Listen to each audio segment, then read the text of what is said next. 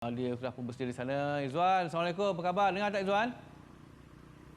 Dengar khabar. Waalaikumsalam. Oh, jelas. Okey, baik. Izzuan, kita tak dengar habis tadi apa yang dikatakan oleh kedua-dua jurulatih.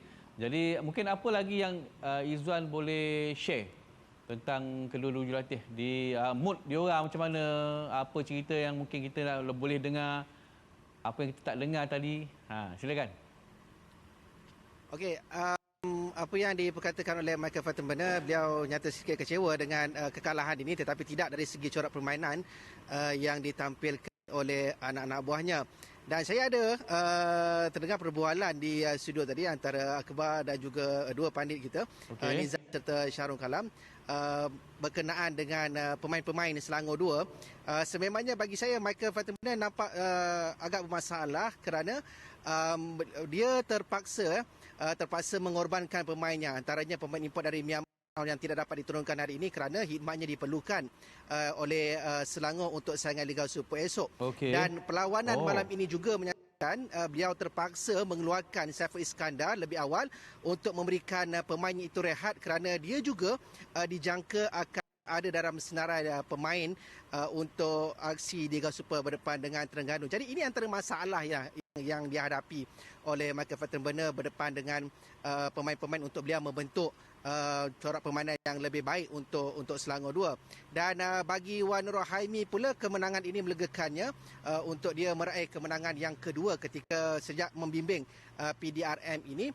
Tetapi dalam masa yang sama juga masih lagi beliau dengan ada sedikit kecewa memperlihatkan kepada ketajaman barisan hadapan Lazarus Kaimbi dan juga Bruno yang nampaknya masih lagi gagal untuk mendapatkan beberapa peluang dan tiada kreativiti di bahagian tengah, di mana separuh masa yang pertama perlihatkan PDRM nampak sangat tenggelam tanpa percubaan ke arah pintu gol Selangor 2, tetapi ada perubahan di separuh masa yang kedua. Dan perlu ingat, jaringan yang mereka perolehi adalah dari kesilapan pemain pertahanan Selangor, bukan dari pergerakan yang dicipta oleh pemain-pemain PDRM.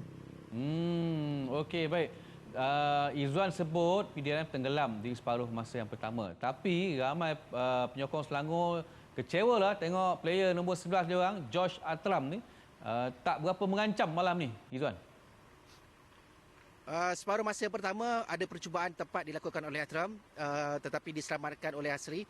Dan separuh masa yang kedua menampakkan bahawa dia agak kesorangan tanpa bantuan rakan-rakan, terutamanya selepas beberapa pertukaran yang dilakukan oleh Fatimburner. Itu nampak sedikit kepincangan di bahagian tengah, terutamanya untuk Selangor 2, dan meninggalkan Atram untuk terpaksa turun sedikit ke bawah mencari bola dan terpaksa bertindak secara bersendirian untuk melakukan percubaan ke arah pintu gol.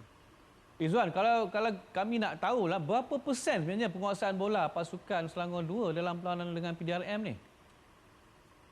Saya rasa yang pertama 60% untuk Selangor 2, tetapi di separuh masa yang kedua permainan agak seimbang kerana nampak hanya 10 minit pertama Selangor 2 menguasai permainan, tetapi selepas pertukaran demi pertukaran yang dilakukan mereka tenggelam dan PDRM mula menguasai permainan sehinggalah mendapatkan jaringan kemenangan, jaringan yang pertama perlawanan, dan kemudian barulah ada sedikit reaksi daripada Selangor 2 di penghujung aksi separuh masa yang kedua.